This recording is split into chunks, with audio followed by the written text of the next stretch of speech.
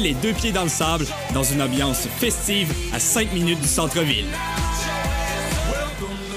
Billets en vente dès maintenant sur gestev.com ou ticketmaster.ca.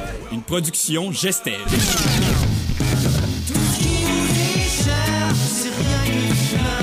Tu répètes toujours la même cassette. T'es déjà drunk avant les 5 à 7.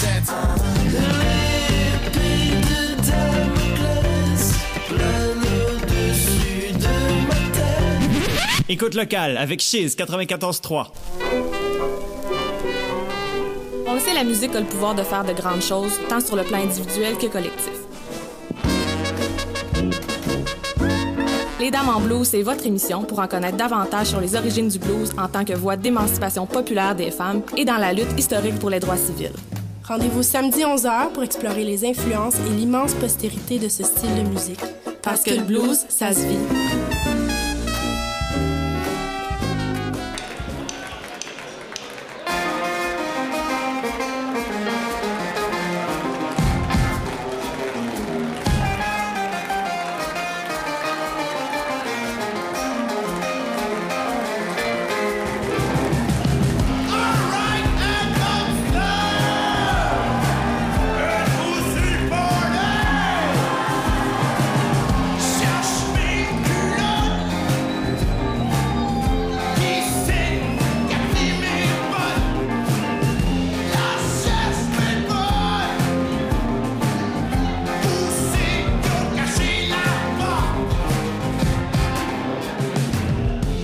De sortir de la péninsule.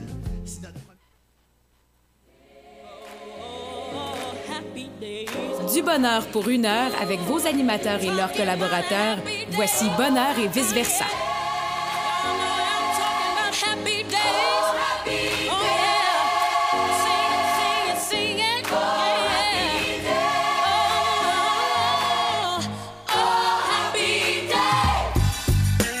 Bonjour tout le monde, il est 11h01. Vous êtes à l'écoute de Bonheur et vice-versa sur les ondes de Chiz 94.3 en compagnie de Maxime Dumais, animateur de l'émission, et sa co-animatrice qui a l'air survoltée à côté de moi, une genre de petite boule d'énergie qui me regarde. Ça fait 3 semaines que je suis pas venue. Oui, c'est le retour de Annie Guillemette à la co-animation. Oui. On est très content de l'avoir avec nous aujourd'hui. Et moi donc, j'avais vraiment hâte de revenir. Allô tout le monde, allô. C'est le fun, tu partiras plus souvent. Bon, on va m'arriver comme ça qu'une grosse... En fait, non, c'est pas vrai. Annie est toujours une boule d'énergie. Je vous le dis à la maison, vous devriez l'avoir. Un vrai rayon de soleil. Mais là, aujourd'hui, elle était là comme si elle allait exploser de joie. Bon, c'est correct pour Bonheur et vice-versa, ça? Ben, c'est parfait pour Bonheur et vice-versa. On est en plein dans la thématique. Exactement. Yeah. Mais non, je suis vraiment contente d'être là avec vous autres aujourd'hui. Et là, si jamais les auditeurs voudraient avoir plus d'informations sur tes projets, ils peuvent se rendre sur la page de Consultoption. Oui, sur Facebook. www.consultoption.com. On est aussi sur Facebook, Service Consultoption. Puis, vous pouvez aussi me googler. J'ai un LinkedIn. Je suis assez facile à trouver. Hey, alors, Annie est conseillère d'orientation. Donc, gênez-vous pas si vous avez besoin de voir un conseiller d'orientation et de faire appel à ses services ou à d'autres. Vous pouvez aller sur le site du www.orientation.qc.ca pour voir tous les conseillers d'orientation en pratique privée. Sinon, sur Facebook, il se passe d'autres choses. Qu'est-ce qui se passe sur Facebook, Annie? Sur Facebook, il se passe plein de choses. Sur la page de Bonheur et vice-versa. De quoi tu veux que je parle? Ah oui! Bientôt, on va approcher un nombre merveilleux. Magique. 500 abonnés très bientôt. Yeah. On est à 467, je crois. Et là, on est en train de vous préparer un beau concours pour féliciter la 500e personne. Fait que là, arrêtez de nous aimer parce que le concours, il n'est pas encore prêt. Ouais, attendez. Tant que vous voulez aimer Bonheur et vice-versa, attendez qu'on publie le concours. Ça parce va que être là, plus si on le avantageux. dépasse, ça marchera comme pas. Non, c'est ça. Non, on va être à 500 pile, pas non, 501, là. Sans joke, là, merci de nous suivre à la maison. On est vraiment contents d'avoir autant de personnes derrière nous. Ça fait du bien. C'est comme notre paye de bénévoles, en fait. Mais oui, ben c'est ça. Les gens ne savent peut-être pas. On est bénévoles. Nous, on prend notre temps pour faire ça, puis on a beaucoup de plaisir à le faire, mais que les gens apprécient l'émission, nous écrivent et tout ça, c'est notre paye. Exactement. Puis je crois que c'est un petit peu la même chose pour tout le monde qui fait l'émission. Donc, on est vraiment content que vous nous suivez dans notre belle aventure radiophonique. Et maintenant, on retrouve une autre personne qu'on n'a pas vue depuis un certain temps. Jennifer, notre journaliste, est de retour avec nous. Bonjour! Yeah! Bonheur et vice-versa vous informe sur le monde de l'orientation et le marché du travail. Voici vos nouvelles orientantes. Alors, Jennifer, tu es aussi de retour cette semaine. Ben oui, moi puis Annie, ça a donné qu'on n'était pas là la même semaine. Vous étiez coordonnés. Ouais, mettons que... Pas capable de vous séparer. Si vous n'êtes pas C'est ensemble, vous venez ça. pas. Fait que moi, je me suis dit, ben, on va avoir une gastro familiale. Comme ça, je vais être absente en même temps qu'Annie. Ah, ton dévouement m'honore vraiment, Jen. Bon, ben on est content que tu sois de retour aujourd'hui. J'espère qu'il n'y a plus de microbes qui courent chez toi. Non, ça va bien, là. Bon. Alors, aujourd'hui, tu nous parles, Jennifer, de se débrancher, une tendance qui prend du galon. Alors, se débrancher de nos téléphones, j'imagine? Oui, c'est exact. En fait, ben, moi, je trouvais que ça allait bien avec la relâche. Hein? Généralement, la relâche, on essaie de relaxer un peu, de prendre un peu de distance. Ben, pour ceux qui sont en congé, on s'entend. Ouais, ceux qui sont au travail. Pour ceux pour qui ça change quelque chose. C'est ça, là, tout à fait. Donc, se débrancher, en fait, de prendre une distance par rapport aux réseaux sociaux. Il y a quand même, on se mentira pas, une certaine dépendance par rapport aux médias sociaux, que ce soit sur le téléphone ou sur l'ordinateur. Mais là, je vais plus parler du téléphone. Donc, on va parler d'hyperconnectivité, en fait, plutôt que de dépendance. Parce que, bon, pour l'instant, on peut pas classer ça dans une dépendance. Donc, une hyperconnectivité. Donc, je ne sais pas si vous avez déjà essayé de vous déconnecter des réseaux sociaux. Ben là, on va être honnête si t'es avec... ouvert, c'est ça, Maxime. Mais Ben t'as oui. justement essayé l'expérience en fin de semaine passée. Exactement. Là, Jennifer ne le dit pas, mais je pense que je lui ai inspiré sa nouvelle de cette semaine. Tout à fait, tout à fait. Mais vendredi passé, dans le fond, j'ai décidé de couper mes réseaux sociaux de vendredi 17h à mardi 17h cette semaine. Puis tu sais, il faut quand même dire, t'es quelqu'un de très actif Je suis sur quelqu'un les de réseaux très actif sur les réseaux sociaux. Tu sais, on s'occupe de la page Facebook de notre émission, ma page personnelle, les Instagram, tout ça. Puis, tu sais, c'est pas juste le fait que tu sais, j'aime ça aussi faire ça. C'est un bout que j'aime vraiment faire. Mais là, à un moment donné, je me suis dit, j'avais beaucoup de choses à faire cette semaine, donc je me suis dit, en même temps, ça va m'aider. C'est tellement dur. C'est effectivement très difficile. J'ai lu, en fait, quelques articles en lien à ça. C'est que les réseaux sociaux, tout est fait pour que tu sois dépendant. La couleur, juste la couleur a vraiment un impact assez important. Les notifications, sans arrêt. Le fait aussi que ça devient tellement facile de discuter sur ces réseaux-là que là, tu prends ça pour tout, pour céduler quasiment des rendez-vous, pour parler avec tes gens dans tous tes projets. Là, je me suis rendu compte, à fin de semaine, j'étais paralysé. Pour coordonner tout ton agenda, on passe toujours par ça, en fait. Ben même créer des événements entre amis. Ben oui. Tout à fait. Donc, c'est ça. Donc, tout est fait pour vraiment venir te chercher. Et faut pas oublier aussi que ça va activer la partie récompense de ton cerveau. Donc, utiliser les applications, soit Facebook, peu importe, va sécréter de la dopamine dans ton cerveau. Quand il se passe quelque chose de positif, on s'entend si tu reçois un mail de bêtises. Pas tout à fait, mais quand tu as une petite notification, un petit j'aime, bon, tout ça active la dopamine, ce qui fait que ça devient difficile de prendre une pause. Et il y a quand même, c'est de ce dont principalement je voulais parler, il y a quand même quelques petits trucs que j'ai trouvés sur Internet, si jamais vous voulez essayer une petite désintox maison de réseaux sociaux. En premier lieu, évidemment, supprimer les applications. Mais ça, c'est une autre histoire. Supprimer les applications. J'ai enlevé les notifications en fin de semaine, fait que c'est pas si pire. C'est ça. C'est comme un entre-deux. Celle-là, c'est évidemment la plus difficile à faire. Sinon, mettre le cellulaire en noir et blanc. Ah? Mettre tout... Je l'ai déjà entendu, celle-là.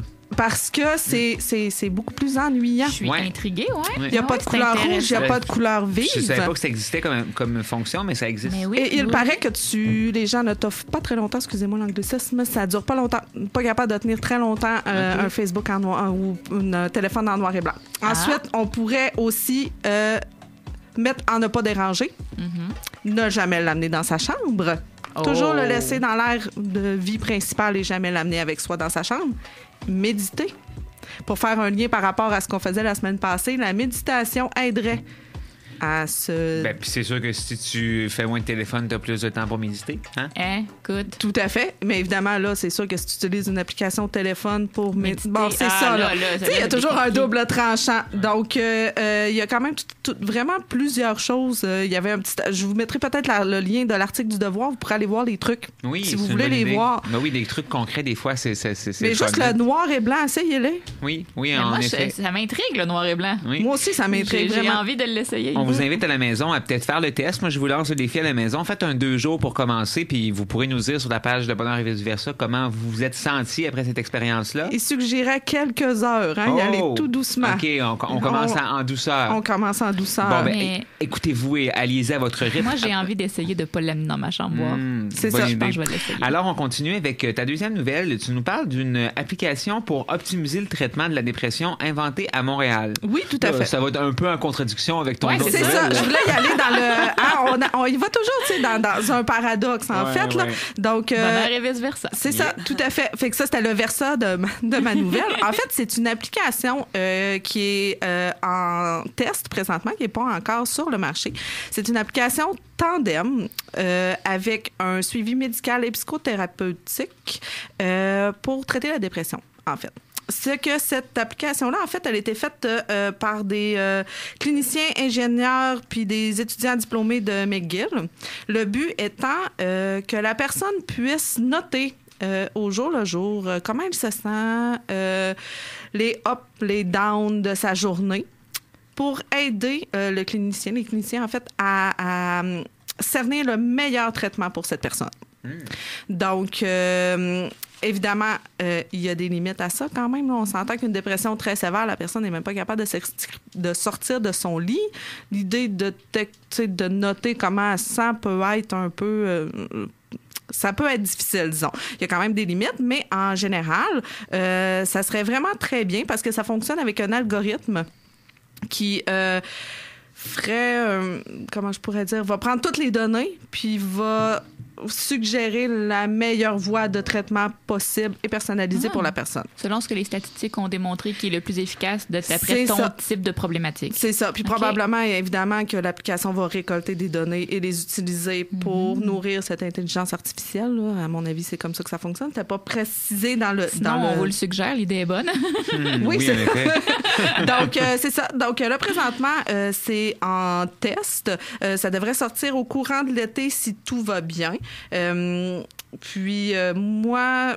c'est ça. Je trouvais que c'était intéressant par rapport au fait qu'on parle de se déconnecter de plus en plus pour se recentrer sur soi, mais utiliser une application pour la dépression. Mais en même temps, je me disais, bon, mais tu sais, ça peut briser un peu l'isolement. Ou... Mais si on trouve des bonnes façons d'utiliser les réseaux sociaux puis nos téléphones, je trouve que là, à ce moment-là, ça devient quand même intéressant. Tu sais, moi, pendant le temps des fêtes, j'ai utilisé le cellulaire avec pas mes petits-enfants, mais en fait, mon filleul et les enfants de mon frère pour jouer à des jeux interactifs, mais comme ensemble. C'est comme si on jouait tous au même jeu. Puis dans le fond, ça se passait sur notre cellulaire, mais il y avait beaucoup d'interactions entre nous. Fait que c'est d'essayer d'utiliser le téléphone peut-être d'une autre façon. Mais moi, c'est ça que j'allais dire. Je pense que tout est dans l'utilisation que tu en fais puis comment tu veux l'utiliser pour justement avoir des connexions artificielles avec les gens. En effet. Mais je pense que de toute façon, ça va être un sujet qui va être sur toutes les lèvres pendant les prochaines années, toute cette technologie-là et de la façon de pouvoir l'utiliser. Merci, Jennifer. Ça fait plaisir. Pour cette belle présence avec nous aujourd'hui. Alors, tu restes avec nous en studio pour nous partager ta belle énergie et on se retrouve dans 2 semaines. Dans 3, en fait. 3. Oui, on expliquera aux auditeurs. Mais on va être encore pas là pendant 3 semaines. Oui, c'est parce qu'on prend une pause la semaine prochaine, mais on en parlera en fin d'émission avec nos auditeurs. Alors, on s'en va maintenant en musique avec une chanson de Tom Misch. Cette chanson, en fait, je l'ai choisie parce que elle me met vraiment de bonne humeur. Je peux dire que c'est ma chanson Bonheur. Je vous la fais écouter à Bonheur et vice-versa. Un peu plus tard dans l'émission, on reçoit Lucie Demers de Septembre Éditeur qui vient nous parler de l'ado en mode décision. J'ai vraiment hâte de pouvoir parler de ce livre de Louis Cournoyer avec Lucie. Annie, tu nous parles juste après la pause en fait, d'affronter nos peurs. Est-ce qu'il faut le faire? C'est une bonne question. On vous lance la question et on en parle après la pause. D'après vous, est-ce qu'on doit affronter nos peurs? On écoute Bonheur et vice-versa et on revient dans quelques instants.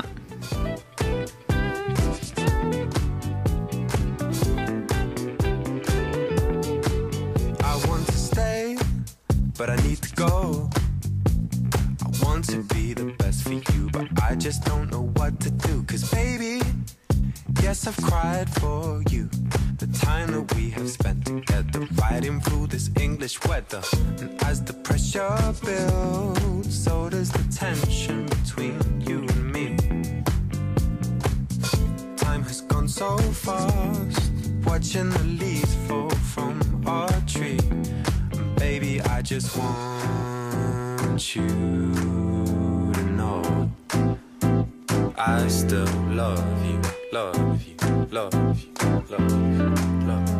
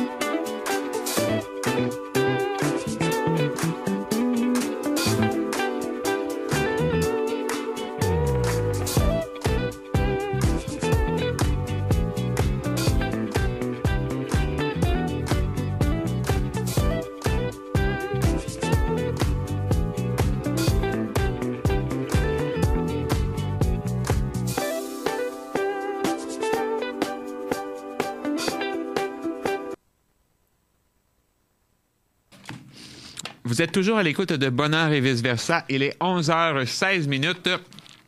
Et mon ordinateur vient de planter, mais on est vraiment des machines réactives. On est là avec écoute, vous. On n'est plus à un problème technologique près, hein, à cette émission. Je pense que on a la couenne-dure, on est capable de s'adapter, se revirer sur un dixaine, comme disait ma grand-mère. Alors, vous êtes toujours à l'écoute de Bonheur et vice-versa. Et le temps que je finisse ma bouchée, parce que je mangeais mon déjeuner pendant la pause, je mets un petit jingle et on s'en va en chronique avec Annie Guillemette.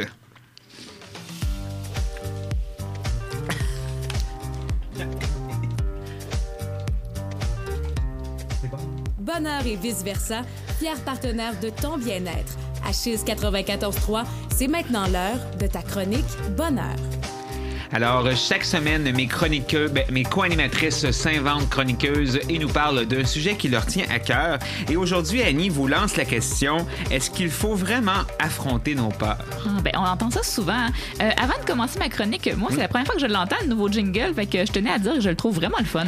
On a une très belle image sonore et je voudrais prendre peut-être le temps de remercier les gens de Chiz et le technicien de Chiz pour son excellent travail. C'est vraiment, vraiment apprécié d'avoir une aussi belle image sonore. Oui. On espère que vous l'appréciez à la maison aussi. Oui, en fait, depuis le début de la saison, on est comme dans une thématique émotion, beaucoup, intelligence émotionnelle que Josiane a parlé, tout ça. Puis j'ai décidé d'approfondir ça un petit peu et d'en profiter pour vous parler de quelque chose qui pourrait vous intéresser, à vous, en studio, et aux auditeurs, bien évidemment. Je sais pas si vous savez, mais sur YouTube, il y a une chaîne de l'école Minipsy, donc du CIUS de l'ouest de l'île de Montréal. Anciennement, je pense que ça s'appelle encore comme ça, l'hôpital Douglas, qui sont spécialisés en santé mentale. Et eux, dans les 10 dernières années, ils ont fait plusieurs vidéos, conférences qu'ils ont filmées et mis sur leur chaîne YouTube en lien avec justement la santé mentale. C'est très intéressant quand on aime ce sujet-là, ce qui est mon cas. Fait que moi, j'en ai déjà écouté plusieurs. Il y en a plusieurs qui sont en français aussi. Et moi, j'en ai écouté plusieurs. Mais aujourd'hui, vu les thématiques dans lesquelles on baigne depuis quelques semaines, j'ai trouvé intéressant de vous parler en quelques mots de la conférence Du cœur au cerveau qui a été donnée par Camillo Zacchia. Et la conférence est en 2 parties sur YouTube. Je vais vous parler seulement de la première et juste d'un petit extrait de la première qui dure quand même 1 heure. Hein, fait que je suis allée dans le très synthétique. La conférence porte sur nos principales émotions, puis c'est la question de savoir est-ce qu'il faut les écouter, nos émotions, ou pas? Parce qu'elles ont une fonction, c'est pas pour rien qu'on vit des émotions, mais est-ce qu'on devrait toujours les écouter, puis dans quelle mesure? Puis je trouvais que c'était une question pertinente à se poser. Vous en pensez quoi? Je te dirais que moi, en tant que tel, si je me mets à écouter absolument toutes mes émotions, je vais avoir besoin de beaucoup d'écoute. Il y en a plusieurs qui sont en moi. Fait que j'aimerais ça être en mesure d'écouter celles qui sont pertinentes. Donc, selon toi, il y en a qui sont plus pertinentes que d'autres? Je crois que oui. Ouais. Puis moi aussi, en fait, j'étais un peu en hésitation. Je me posais la question, est-ce que moi, je pense que toutes mes émotions... Parce que moi aussi, je suis quand même émotive. Puis des fois, au contraire, je suis très rationnelle. Je me dis, est-ce que je gagne à être aussi rationnelle, dans le fond? Est-ce que je serais mieux de les vivre, ces émotions-là? Et vous, à la maison, est-ce que vous croyez que vous seriez mieux de les vivre? Est-ce que vous êtes comme moi? Vous dites, là, il faut que je sois capable de faire un tri? Est-ce que vous pensez que c'est ça, on gagne à être plus rationnel? Ou au contraire, il faudrait toujours vivre pleinement nos émotions? Mais qu'est-ce que dit, je me souviens plus son nom? Monsieur Zacchia? Monsieur Zacchia. Bon. Alors, dans la conférence, M. Zacchia donne un exemple que j'ai trouvé très, très intéressant et très drôle. Supposons que tu es dans la forêt avec ton psychologue et que tu rencontres un ours. Qu'est-ce que tu fais, là, ton psychologue est à côté de toi, là? Qu'est-ce que tu fais? Attends un peu, là, faut que je réponde, là. Oh, oui. Je prends mon psychologue, je le pitche devant l'ours, puis je pars à la course. C'est la bonne réponse! En fait, il dit, t'espères que tu cours plus vite que ton psychologue. C'est vraiment la bonne réponse. Ben, voyons donc. En fait, l'idée, c'est que si t'as... Parce que la peur en elle-même est là pour nous protéger. Ça sert à quelque chose, la peur. Donc oui, il faut l'écouter dans le sens que faut l'utiliser pour évaluer si on est dans une situation de danger. T'sais, nos émotions, elles sont là depuis toujours, à l'époque où on devait se sauver de plein de bébites bizarres qui ont maintenant évolué. Mais c'est ça.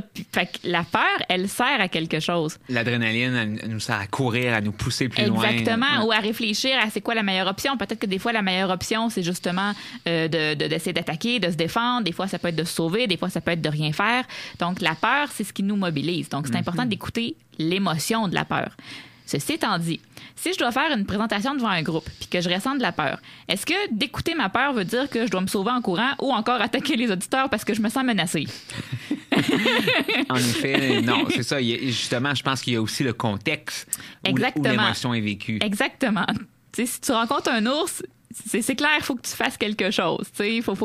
Mais si c'est une présentation, peut-être que de te sauver en courant est peut-être pas la réponse la plus adaptée. Donc, il faut penser à la fois à notre environnement, puis il faut penser un peu au type d'émotion qu'on est en train de vivre pour être en mesure de bien la comprendre. Mais dans les 2 cas, que ce soit la présentation ou l'ours, l'émotion de la peur vaut la peine d'être écoutée, dans le sens que de ressentir j'ai de la peur. Est-ce que je suis en danger présentement? Puis peut-être que des fois, la réponse, c'est oui. Puis peut-être que la réponse, c'est non, qu'il n'y a pas un réel danger. Et si la réponse, c'est non, ben là, ça vaut la peine de creuser puis de réfléchir à ce qui se passe. Si la réponse, c'est oui, tu réfléchis pas puis tu te pousses, là, on s'entend. Mais si la réponse, c'est non, j'ai pas un danger. Peut-être que ça vient de pensées erronées, ça vient d'une ça peut venir conception. De croyances irrationnelles, effectivement, exactement. de plein de choses. Puis M. Zacchia prend l'exemple de la peur de l'ascenseur que je trouve très, très intéressant. Parce que ce qu'il dit, c'est, supposons que tu as peur de prendre l'ascenseur, Maxime. Là, t'as peur que l'ascenseur reste coincé quand t'es dedans. Fait que tu décides d'écouter ta peur puis de prendre l'escalier. OK? Et là, de prime abord, ça peut sembler très logique. Tu sais, je veux dire, t'as pris l'escalier, en plus, c'est bon pour ta santé, c'est merveilleux. Sauf que, en faisant ça, tu viens aussi de créer un petit conditionnement dans ton cerveau. Parce que là, tu vas avoir pris l'escalier, puis ça va s'être bien passé. Fait que plus tu utilises cette stratégie-là, plus ta peur de l'ascenseur augmente parce que l'escalier va toujours te sembler plus sécuritaire. Ben là, ton monsieur est un peu behavioral, là. Hein? C'est comme le conditionnement de... Oui, mais c'est aussi plus que ça. C'est que c'est comme si tu... Parce que dans l'ultime, si tu prenais l'ascenseur puis que ça se passait bien tout le temps, ben à un moment donné, tu continuerais à prendre l'ascenseur. T'aurais un peu moins peur. Tandis que si tu l'évites à chaque fois, puis tu sais, le behaviorisme... pas tout mauvais non plus. Mais non. Mais ce que je veux dire, c'est ça, c'est que si tu prends l'escalier tout le temps puis qu'à chaque fois, tu évites l'ascenseur, ben l'ascenseur devient toujours de plus en plus mais moi, c'était plus effrayante, mon commentaire si on était veut. plus sur l'évidence. Je trouve ça un peu évident, en fait, que en faisant ça, ben, tu vas développer une habitude qui va être rassurante. Puis, c'est ça le point, exactement. Puis oui, c'est tout à fait logique. En même temps, moi, je vais jamais penser à ça. Là. Mais c'est ça, tu te crées une habitude, puis une habitude, c'est sécurisant. Mais en même temps aussi, c'est ça, il faut que un peu des fois que tu ailles dans les peurs. Il faut que tu t'ailles vers là des fois, pas tout le temps, mais il y a certains moments où c'est bénéfique pour toi d'aller vers les peurs. Ben, c'est parce qu'en fait, c'est ça. Tu sais, là, on reprend la peur de l'ascenseur. Là. Ta peur de l'ascenseur, elle augmente, mettons, puis là, l'escalier devient toujours plus sécuritaire. Mais à un moment donné, ça veut pas dire que... Probablement, l'ascenseur, c'est pas une source de danger. Tu sais, il y a très, très peu de chances que tu restes pogné dedans. Puis les chances que, bref, ça te mette en danger sont très minces. Puis peut-être aussi que ça sera pas toujours accessible de prendre l'escalier. Peut-être qu'à un moment donné, ça va être juste trop haut, la place où il faut que tu te rendes, puis ça sera pas une option. Tu pourras pas le faire. Fait qu'à ce moment-là, ben, c'est peut-être plus gagnant et stratégique d'apprivoiser ta peur d'un danger qui est pas menaçant réel concrètement, quitte à y aller justement plus graduellement que d'avoir à attendre la journée où tu pourras pas utiliser ta technique qui est sécuritaire puis que là, t'es pogné pour confronter quelque chose qui est devenu tellement épeurant. Est-ce que tu me suis? Oui, je te suis, puis de te mettre en contact un peu des fois avec les choses qui sont peut-être un peu plus dérangeantes, qui te déstabilisent un peu plus, mais qui, au bout de la ligne, ça va être très constructif de pouvoir au moins les apprivoiser. C'est ça. Puis tu sais, personne te dit de le faire en one shot non plus, là, en une fois. Tu sais, ça peut y aller justement très graduellement. Puis je termine ma chronique en faisant évidemment le lien avec l'orientation. Donc, quel est le lien entre cette peur-là et le fait, est-ce qu'il faut les écouter, nos peurs ou pas, et l'orientation? En fait, on le voit beaucoup en orientation, à la peur de faire un choix ou de faire le mauvais choix, c'est très, très fréquent. Ou la peur de ne pas être à la hauteur dans un domaine, donc on préfère faire autre chose. Je l'entends beaucoup dans mon bureau. Puis je pense que c'est important pour les professionnels de comprendre cette peur-là chez nos clients, puis de voir ça comme des signaux d'alarme pour eux. C'est important de les adresser, d'en parler, puis d'aider notre client à être conscient de ces peurs-là pour cheminer avec lui afin de trouver si... Est-ce que c'est une peur qui peut être apprivoisée, qui gagnerait à être apprivoisée, ou est-ce qu'il s'agit d'un projet professionnel qui n'est pas accessible en ce moment dans la vie du client? Mais bref, de pas prendre la peur comme une finalité, puis de voir, ben, comme je disais tout à l'heure, la peur, elle mérite d'être écoutée, puis de vérifier après ça, dans un deuxième temps, ben, est-ce qu'il y a un danger ou pas? Est-ce qu'il y a une menace ou pas? Puis qu'est-ce que je choisis de faire avec ça? Le lien avec l'orientation est très pertinent. Merci, Madame Guillemette, pour tous ces conseils. Toujours un plaisir. Remercier M. Camillo Zacca. Merci, M. Camillo Zacca. Zakia. Bon, en tout cas, tu le dis mieux que moi tout le temps, de toute façon. C'est la même affaire pour les chansons. Justement, je vais te laisser présenter ta chanson Bonheur de la semaine. Je l'écoute souvent en plus ces temps-ci. C'est une chanson de Parallel Stellar qui s'appelle The Sun. Et c'est justement très ensoleillé comme chanson. Oui, en effet. On espère que ça pourra vous rendre heureux à la maison. On revient tout de suite après la pause musicale avec Lucie Demers de Septembre Éditeur. On va parler du livre de Louis Cournoyer et L'ado en mode décision. Alors, j'ai bien hâte de pouvoir vous parler et on va faire le gagnant du concours du livre de Monsieur Cournoyer. Yeah! Vous écoutez Bonheur et vice-versa.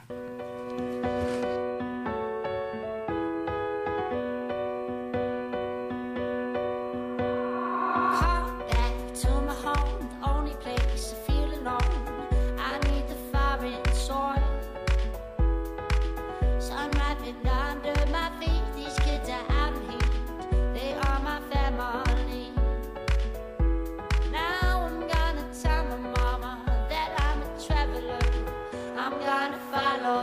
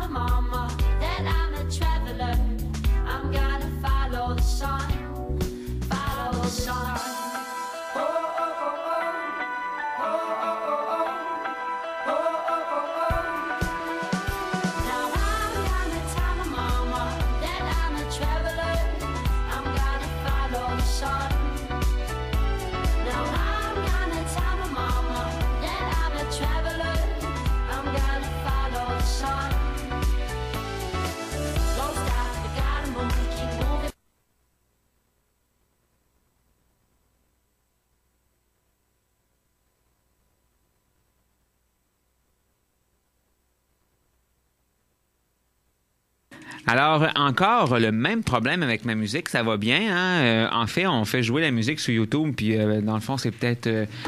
je sais pas, moi, on nous tape sur les mains. On dirait que là, c'est Internet qui a des lags. Là, bon, alors, on est vraiment désolé à la maison des bugs techniques qu'on peut subir depuis le début de l'émission avec notre musique. On n'en met plus, c'est fini. C'est fini, la musique. On va juste vous remplir les oreilles de notre bonheur et de nos paroles. Bonheur et vice-versa devient beige et pas de musique. Comme si on était capable.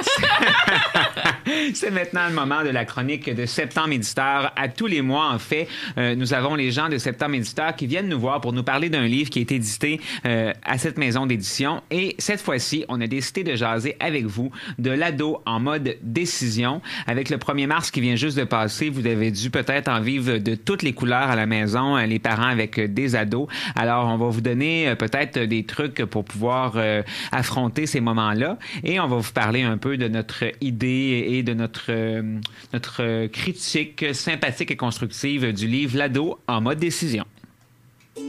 Septembre, éditeur de contenu de choix et d'orientation depuis 35 ans, vous présente la Table ronde Septembre. Alors, bonjour Lucie. Allô. On est très content de te retrouver aujourd'hui. Ben moi aussi. Tu es seule et non en duo avec ta siamoise comme à l'habitude. Oui, je commence à m'habituer. Là. D'habitude, on finit nos phrases l'une l'autre. Là. Aujourd'hui, tout repose sur toi. C'est ça, mais ça va être bon pareil, je te dis. Annick est partie se faire bronzer la couenne, je crois, dans le sud. Hein? Oui, je la sais pas si chanceuse. Oui, c'est ça. Je suis pas mal sûre qu'elle passe du bon temps. On te salue. Je sais pas si elle prend le temps de nous écouter à la maison. Oui, je suis sûre qu'elle nous écoute dans le sud. J'espère que non, sérieusement. Alors, aujourd'hui, Lucie, vous êtes à l'émission. Vous avez décidé de nous présenter le livre L'ado en mode décision de Louis Cournoyer. C'est un livre qui est paru, je crois, l'année dernière. Hein? C'est tout frais. Oui, ça fait un an. Là, c'est son anniversaire ce mois-ci. Oui, bonne fête, le livre! Et en fait, pour commencer notre table ronde, on aime toujours parler avec l'auteur du livre.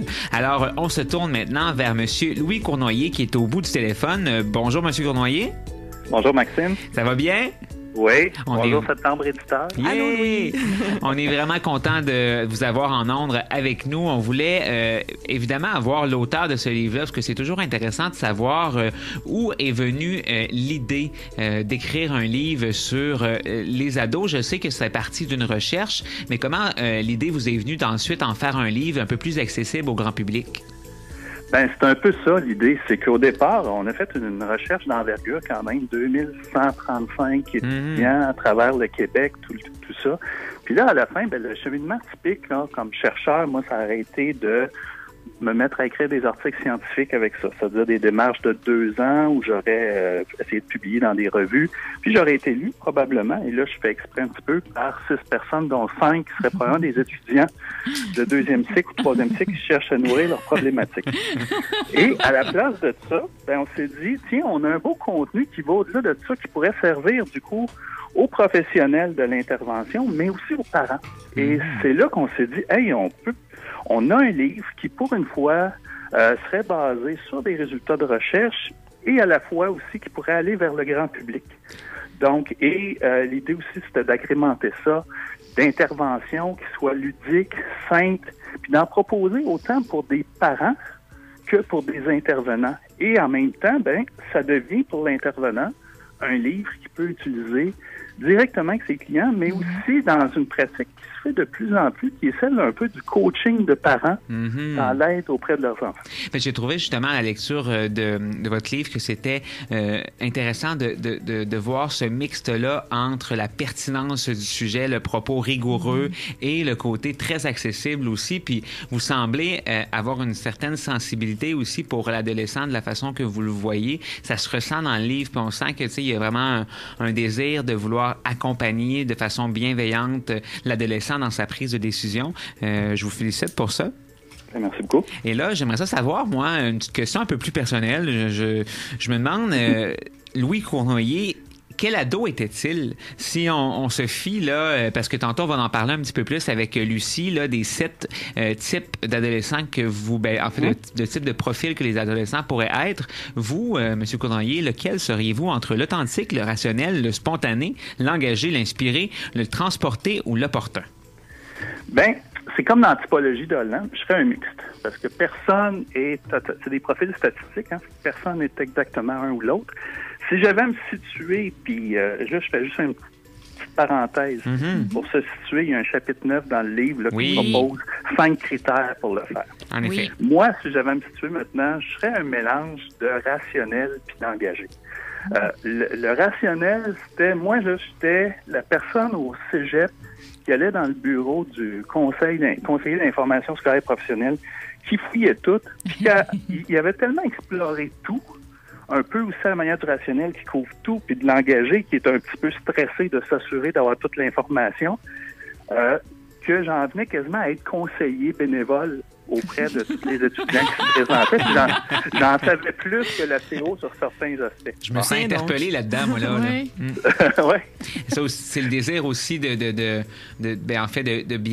bien faire son choix, de réussir, de prendre la bonne direction. C'est ça, puis d'une approche systématique. Puis le côté engagé dans l'histoire, parce que ça, j'avoue, à 16-17 ans, j'avais un côté qui pouvait être stressé par rapport à l'idée de devenir un adulte, là, passer de l'autre bord. Là. Mais c'est normal, hein? C'est normal, ça, pour à la maison, justement, les gens que leurs ados vivent beaucoup de stress. Est-ce qu'on peut leur dire que c'est normal de vivre du stress dans une situation de transition comme ça? On peut aller plus loin que ça. On peut, comme dans le livre, il y a une petite section là-dessus. Ah oui? L'indécision, la fameuse indécision qu'on a tendance à voir comme quelque chose de négatif. Moi, je la vois... Puis on la voit dans certaines recherches comme une phase développementale. Autrement dit, dans toute transition, si on transite d'un état A à un état B, d'un état, on est au secondaire, ça va bien, on est confortable, à un nouvel état, on s'engage dans un nouveau programme, une nouvelle carrière. Tant chez les jeunes que chez les adultes, bien, entre les deux, c'est normal là, de se sentir un peu dans le vide puis d'être perdu. En effet. Si on ne traverse pas ça, ben, on ne peut pas vraiment parler de décision éclairée.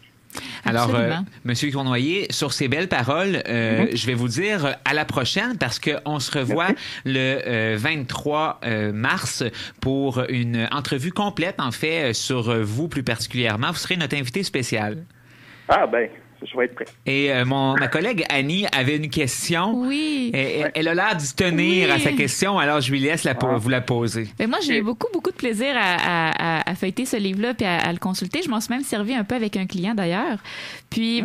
Je voulais vérifier parce que moi, je me suis appliqué moi-même l'exercice de regarder quel profil j'étais quand j'étais adolescente. Et je me suis rendu compte que j'avais de la misère parce que quand j'étais adolescente, je pense que mon profil était très différent de comment je prends mes décisions maintenant. Puis je ne sais pas si vos recherches, vos lectures vous permettent de répondre à ma question, mais je me demandais, est-ce que justement ces profils-là peuvent fluctuer, évoluer dans la vie? Bien, c'est sûr qu'ils doivent évoluer dans la vie parce que sont basés sur des enjeux, des modes de fonctionnement, comme on visait avoir dans la recherche, là, des modes de fonctionnement cognitifs, nos perceptions, nos représentations de soi, du monde, nos affects, nos comportements, puis nos relations. Donc, tout ça, ça évolue dans la vie. Puis, d'ailleurs, pour beaucoup sûrement, ce que vous êtes aujourd'hui par rapport à ce que vous étiez comme adolescente, on pourrait avoir des différences dans votre façon d'être. Donc, c'est certain. Puis, il faut faire attention, quand on est adulte aussi, on essaie, comme je l'ai fait tantôt, là, de se remémorer.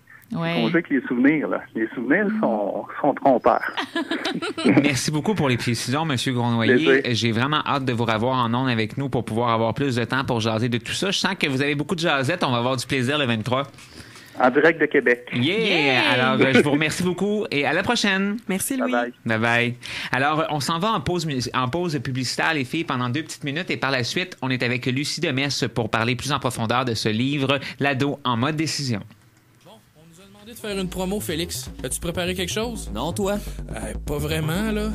Moi non plus, je sais pas vraiment quoi dire, là. Tu pourrais commencer par dire que notre émission s'appelle De l'eau dans la cave, que c'est une émission qui veut profiter du talent de la scène de l'impro à Québec par le biais de chroniques, de sketchs puis de capsules informatives. Ah, ok, ouais, bonne idée. Ça s'appelle De l'eau dans la cave et on veut profiter du talent de la scène de l'improvisation à Québec avec des chroniques, des sketchs et des capsules informatives.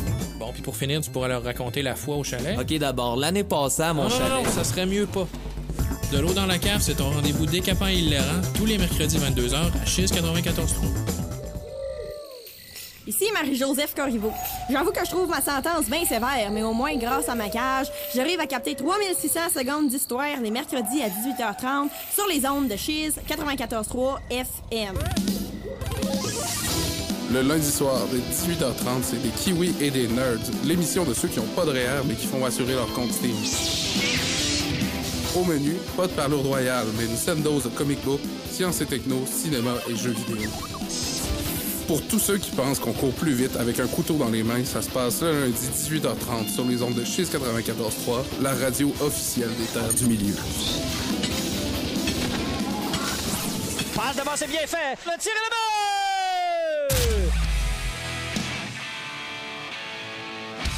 Ce mercredi 6 mars, 19h, vos remparts affrontent le Phoenix de Sherbrooke en direct du Palais des Sports Léopold Drolet. Ne manquez pas l'avant-match avec Rick Loutier dès 18h30. Remparts contre Phoenix ce mercredi 19h seulement sur les ondes de Chiz 94.3. Vous êtes toujours à l'écoute de Bonheur et vice-versa. Il est 11h39 et juste avant la pause publicitaire, on vous parlait du livre L'ado en mode décision de Louis Cournoyer. On vous a parlé des types de personnes qu'on pouvait être, l'authentique, le rationnel, le spontané, l'engagé, l'inspiré, le transporté et l'opportun. On sait bien qu'à la maison, vous ne savez pas les définitions de ces profils-là, mais je pense que c'est pas tant ça qui est important lorsqu'on parle de ce livre-là. Moi, de la façon que je le vois, pour ce qui est le plus important pour vous, chers auditeurs, dans votre écoute aujourd'hui, c'est de retenir que Louis Cournoyer a fait un gros effort pour justement dégager des profils de décision chez les adolescents qui se distinguent, ces profils-là, sur différentes facettes qui valent la peine d'être découverts vraiment. Exactement, c'est ça. Puis tu sais, quand on lit le livre, en plus, Lucie, c'est assez intuitif comme livre, dans le sens où il y a quand même, c'est un livre qui est quand même assez volumineux, beaucoup de pages, mais on se retrouve vite dans les informations, malgré le fait que ce soit une recherche scientifique qui est derrière ce livre-là. On le sent pas. Oui, bien c'est ça. Il y a eu un gros effort de vulgarisation aussi, beaucoup de la part de Louis. Et je veux nommer Lise Lachance aussi, qui est co-auteur du livre, qui a beaucoup participé à la recherche puis à la description de la méthodologie dans un langage, on va dire, digeste pour le commun des mortels. Parce qu'effectivement, comme le disait Louis, c'est pas automatique pour un chercheur de publier un livre qui s'adresse au grand public. Donc, ça a été une grande partie, justement, de notre réflexion qui a été comment on prend des résultats de recherche d'une base de données hyper imposante, puis rendre ça le plus ludique possible pour l'aider le parent qui est inquiet par rapport à son adolescent. Puis par rapport au set profil, je trouve ça important de mentionner aussi qu'il y en a aucun qui est parfait. Il y en a qui ont l'air parfait quand on lit, puis on dit lui, il a pas besoin d'aide, mais c'est justement ça la valeur du livre. C'est si je suis un parent, par exemple, qui a 2 adolescents d'âge différents, qui a 14 et 16 ans, par exemple, mais ça se peut très bien que les 2 adolescents aient besoin de moi, mais pour des raisons différentes. Puis là-dessus, je ferai un lien avec la chronique d'Annie, là, sur les peurs juste avant.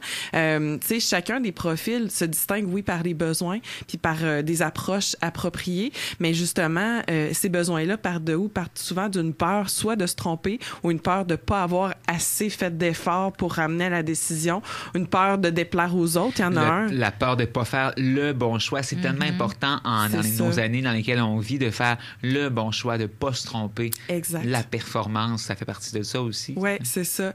Donc chacun des 7 profils se distingue par ça et par les pistes qu'on propose aux différents intervenants. Tu sais, c'est une chose d'identifier le profil, mais c'est une autre chose aussi d'intervenir adéquatement. Puis quand je dis adéquatement, là, c'est que des fois, il y a des jeunes, justement, vous le savez, à la lecture, là, il y a des jeunes qui sont plus ouverts que d'autres à la discussion puis à la conversation. Mais ces jeunes-là, comment on fait pour aller les chercher, mais d'une autre manière? Donc, si je comprends bien, les profils vont être une façon de mieux comprendre les adolescents avec lesquels on va soit intervenir ou soit qu'on va avoir autour de nous dans notre quotidien. Donc, ces profils-là vont nous aider à mieux cerner où en est l'étudiant, puis quel type d'étudiant, pas d'étudiant, mais de la personne, d'adolescent. C'est ça. Puis justement, dans un contexte d'intervention comme les professionnels d'orientation, mais on voit passer beaucoup de monde, puis potentiellement tous les types là, à terme. Puis tu sais, d'avoir le réflexe à un moment donné, une fois qu'on connaît bien les profils, de dire, ben lui, c'est pas de la lecture qu'il a besoin. Lui, la lecture, il n'a assez fait. Tu sais, ce que Louis disait tantôt dans son type, tu sais, lui, il a assez cherché d'informations. Là, c'est le temps de le mettre dans le bain. Alors que le client suivant, mais lui, sa peur, c'est de déplaire à ses parents. Ben on n'utilise pas du tout la même stratégie. Fait que, tu sais, pour un professionnel d'orientation, c'est une banque de ressources. Puis parlant de banque de ressources, c'est très, très appliqué comme livre. Il y a des techniques concrètes pour vous comme parents, de questions que vous pouvez poser avec votre ado. Même des fois, ils parlent du contexte. Les auteurs suggèrent de faire une activité juste toute seule avec votre ado, puis de poser des questions, mais tu sais, de façon décontractée, pas trop officielle. Le livre est un très bon guide pour ça, en fait. En effet. Puis dans le fond, c'est le livre, de la façon qu'il est structuré, c'est qu'on fait une petite ouverture sur qu'est-ce que l'adolescence, la prise de décision, une recension des écrits très bien vulgarisée. Donc là, on peut se positionner sur est-ce qu'on comprend bien le stade de vie où est mon adolescent ou en tant qu'intervenant. Après ça, on présente les 7 profils et c'est comme tu disais, à travers chacun des profils, on donne un peu des trucs, des outils pour intervenir avec les gens qui sont en lien avec ces profils-là. Et ça termine... Si tu permets que pour bien reconnaître le jeune aussi, les auteurs ont pensé de mettre des extraits de leur discours parce que la méthodologie, oui, il y avait des questionnaires que les jeunes remplissaient, mais il y a aussi des jeunes qui ont été rencontrés, des extraits. Il y a des extraits de verbatim. Oui, c'est ça, exactement. Oui. Ça, c'est intéressant de s'appuyer sur des vrais exemples concrets. Oui. C'est ça. Fait qu'en lisant sur un type, un parent ou un professionnel pourrait reconnaître son jeune juste en lisant des citations d'autres jeunes qui appartiennent au même profil que lui. Fait que c'est parlant puis c'est plus concret, effectivement, que des données, par exemple. Et moi, c'est drôle, les filles, on dirait qu'en lisant ça puis en nous écoutant parler, je me dis, c'est le genre de choses qu'on devrait peut-être nous faire lire dans notre formation en orientation, parce que j'entends souvent les étudiants en orientation dire qu'ils n'ont pas de trucs. On y lit plein d'affaires, mais on dit on n'a pas de trucs. Mais moi, ça fait une couple de fois que vous venez septembre, puis je lis les choses, puis sérieusement, il y en a des trucs. OK, c'est pas des livres peut-être qui vont être dans l'idée scientifique peut-être de l'université, mais ça pourrait être le cas d'une lecture d'un cours pour, exemple, donner un truc sur un type d'approche, ou quand on parle de l'adolescence, de donner ça comme référence, ou vous devriez justement essayer de vous inclure. Comme le livre de Louis, je sais que depuis l'année dernière, il a été disponible et beaucoup acheté à la coop étudiante de l'université. Je crois qu'il est recommandé, je ne sais pas s'il est obligatoire, mais je crois qu'il est recommandé dans certains des cours d'orientation. Parce que j'ai comme l'impression que ça motiverait les gens en orientation. Je le vois comme ça, peut-être aussi que je suis un peu biaisé. Là. Mais c'est peut-être un pas dans la pratique aussi, parce que quand on étudie, peu importe le domaine, on apprend beaucoup de choses, puis on a hâte aussi de le mettre en pratique. C'est comme un aperçu de la pratique aussi. Exact, tu as bien raison. Et à travers ce livre-là, on se rend finalement jusqu'à... être en mesure de repérer son profil de prise de décision. Donc, c'est quand même pas rien, parce que là, on commence en faisant le tour, en voyant quel type on est, et on peut finir par avoir des trucs concrets aussi pour reconnaître son type de prise de décision. Moi, j'ai été un peu rebelle, par exemple, quand j'ai vu la table des matières, j'ai lu la partie sur l'indécision, puis après ça, je suis allée directement voir mon profil, puis j'ai commencé par lire celui-là. En fait, c'est correct, Annie, parce qu'il n'y a pas de bonne façon de lire le livre. C'est 7 profils qui sont si différents. Ce qu'on voulait éviter par ça, puis je pense que c'était une préoccupation de Louis, c'était pas tomber non plus dans le petit quiz, puis qu'on finisse par étiqueter les étudiants, ou en tout cas les gens auxquels le livre s'applique. C'était vraiment... Oui, on essaie de trouver qui on est, mais au-delà de ça, on essaie de trouver comment intervenir avec ces personnes-là. Et dans le fond, au final, ce livre-là, j'aimerais savoir qu'est-ce qui va qu'on va en retirer de plus en lisant ce livre-là en tant qu'intervenant. Comme j'ai dit tantôt, je pense que c'est surtout une banque de pratique, une banque d'outils qui, quand on est bloqué avec un étudiant, là, parce que là, on parle ici d'ado, quand on est bloqué...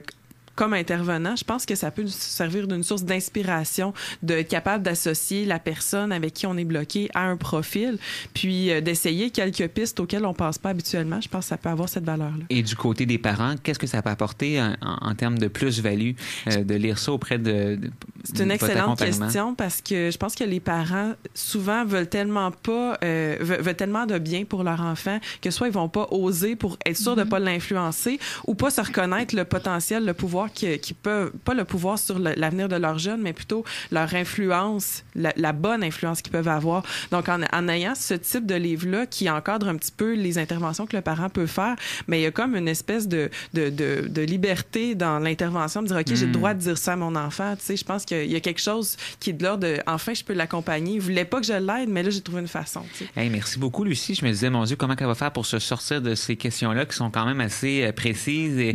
Non, tu le vends ton livre. Elle connaît son produit. Elle connaît son produit. On a travaillé fort. Oui, alors je te remercie beaucoup, Lucie, d'être avec nous aujourd'hui. On te retrouve dans un mois. Oui. On va parler de quoi déjà? C'est décidé, je retourne aux études. C'est ça! Oui, c'est ça. Yeah. Et on vous donne le nom de la personne gagnante juste après le retour de la pause musicale. Je te remercie et te souhaite une belle fête de journée. Merci. Si vous voulez vous procurer le livre de l'ado en mode décision, vous pouvez le faire dans toutes les bonnes librairies de Louis Cournoyer et Lise Lachance. Alors, on s'en va maintenant en musique avec une chanson de Liana Havanas, Green and Gold. Vous écoutez Bonheur et vice-versa.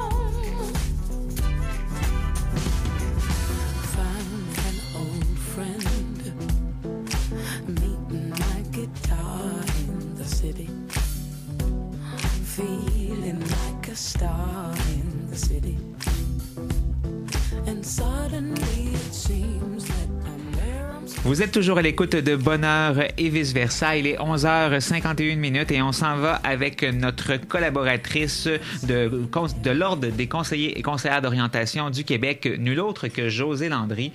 On est très chanceux d'avoir son expertise à toutes les mois, en fait 2 fois par mois. Et cette semaine, elle nous parle de la sortie médiatique en fait, l'Ordre des conseillers et conseillères d'orientation de la semaine dernière, elle était partout et elle nous en parle dans quelques instants. Le 5 minutes de la présidente. Voici Josée Landry. Cette capsule est une présentation de l'Ordre des conseillers et conseillères d'orientation du Québec. Consultez un conseiller d'orientation à différentes étapes de la vie. Alors, Madame Landry, la semaine dernière, vous avez été une vraie vedette. Ah oui, si vous le dites. Rockstar de l'orientation. Eh oui. En fait, vous avez fait une sortie médiatique pour laquelle je vous félicite et vous avez parlé au nom de tous les conseillers et conseillères d'orientation du Québec en parlant d'orientation avec cœur. Écoutez, quand on parle au nom de l'Ordre des conseillers d'orientation, on parle surtout pour le public. Hein? Oui. Il ne faut pas oublier, nous, c'est toujours dans notre mission de protection du public. Vous faites bien de me le rappeler. On doit, c'est souvent quelque chose qu'on doit rappeler, hein, parce qu'on a une mission particulière. Et en fait, pour vous expliquer un petit peu l'historique de tout ça, c'est que la journaliste Daphné Dion-Vien du Journal de Montréal ou du Journal de Québec, qui est spécialisée en éducation, avait fait une entrevue avec moi le 23 janvier. Alors, l'article est sorti seulement le 27 février. C'est quand même un dossier, hein. C'est pas seulement un article qu'elle a fait. Et l'article est sorti le 27 février et ça a pu paraître comme une sortie de l'ordre des conseils d'orientation, ce que LCN, d'ailleurs, a mentionné dans l'entrevue parce que à la suite de la publication de l'article, on a eu une demande de TVA.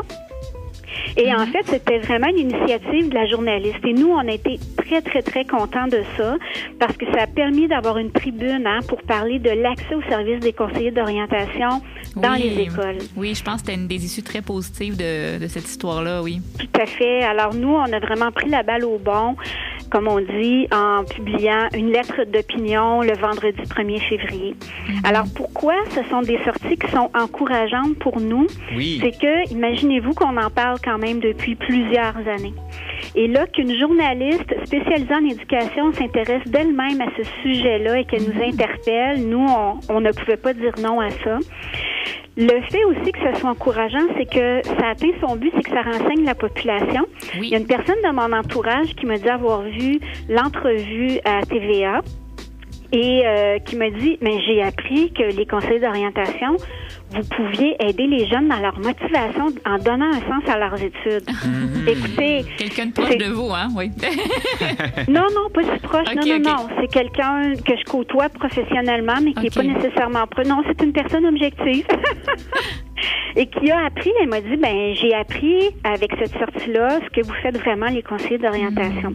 Alors, ça nous a permis, parce que c'est quand même une publication grand public, ça nous a permis de joindre le public et d'expliquer la portée des services des conseillers d'orientation. Et bien évidemment, comme je disais, ça nous a permis de rebondir et de publier une lettre d'opinion et d'interpeller le gouvernement aussi, parce que, bon, évidemment, vous commencez à me connaître, j'ai saisi l'occasion de partager tout ça sur mes réseaux sociaux. Absolument. Oui. Et l'Ordre, notre coordonnateur aux communications, a publié des actualités sur notre site web qui ont été repartagées aussi. Ah oui. Et ce que vous ne savez pas, je vais vous dire les dessous de l'histoire.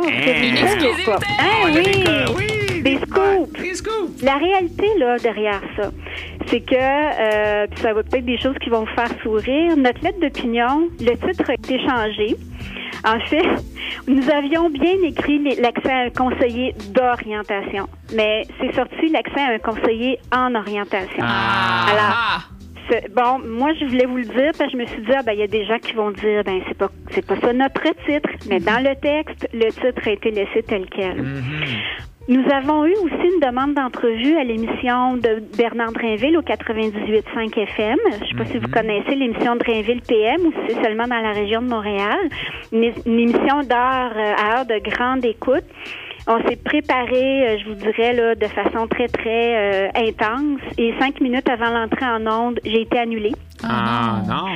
Parce que il y avait une nouvelle encore plus importante de dernière minute qui était sortie, qui était la mise en tutelle de la ville de Chambly. Alors, on m'a coupé l'herbe sous le pied. Oui, mais c'est souvent ça avec les médias. Nous, on va peut-être un jour vous couper l'herbe sous le pied, nous autres aussi. OK, c'est fini. C'est ça, c'est la nouvelle. C'est la nouvelle qui fait la nouvelle. Oui, exactement. Et nous, on datait du matin, alors c'était plus d'actualité pour eux. La lettre d'opinion qu'on a écrite, on l'a envoyée aussi à la presse et au Devoir, mais elle n'a pas été publiée par ces quotidiens-là. Alors, on va essayer de se reprendre avec un autre angle, mais bon, on l'a eu quand même au Journal de Montréal, mais évidemment, c'était une suite d'un article qui avait été publié dans leur page. Mais ça a eu un écho jusqu'à Québec, parce que moi, quand j'ai vu mes parents par la suite, ils m'ont dit « Hey, on a vu ta présidente à TV, c'était merveilleux! » Non, mais tu sais, dans le sens où ça a eu un écho dans les maisons, puis ça a eu un écho aussi dans votre côté, tu sais, je pense qu'ils ont senti, moi je le sens chez vous, un côté quand même chaleureux aussi, puis des fois, on dirait que c'est un peu ça aussi qu'on reprochait au conseiller d'orientation avant. De pas être assez proche. Il y avait comme l'image du conseiller d'orientation, tu sais, statique. Moins accessible. Moins accessible. Oui, loin des gens, puis pourtant, c'est le contraire. Puis c'est ça que vous démontrez. Oui, puis il y a une portée même politique parce que dans mon tweet, j'ai tweeté l'article de la journaliste en disant il faut que le gouvernement s'en occupe parce que ça nous préoccupe, ça préoccupe l'ordre des conseils d'orientation et le ministre de l'Éducation ou encore la personne qui gère son compte, je ne sais pas, a liké Yeah! Oui. Yeah. Alors, c'est ça. Petit Donc, train ça, de loin. Écoutez, c'est une première. Là. Moi, ça m'est jamais arrivé qu'un ministre partage ou aime une publication. Alors, c'est pour vous dire que dans les médias, on a dit qu'on est en suivi dans notre lettre d'opinion auprès du ministre de l'Éducation et ce n'est pas faux. On est en suivi, je vous dirais, presque sans relâche. Je multiplie les contacts pour arriver à le rencontrer. Donc, il y a des retombées de ça. Hein. C'est une manière d'informer le public, puis je vous dirais aussi de mettre une certaine pression sur le gouvernement pour qu'on soit écouté, pour que le public ait accès à des services d'orientation compétents. Et quand on fait ça, on joue vraiment notre rôle de protection du public. Je vous remercie, Madame Landry, pour tout ça et très félicitations pour votre sortie médiatique. Oui. On est chanceux de vous avoir. Alors, comme toujours. On se retrouve dans 2 semaines. Ça me fait plaisir. Merci Bonne beaucoup, journée à bye-bye. vous. Bonne fin de journée. Au revoir.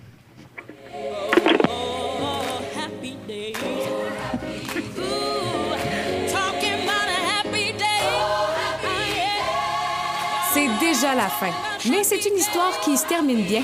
C'est maintenant le temps pour vos animateurs et leurs collaborateurs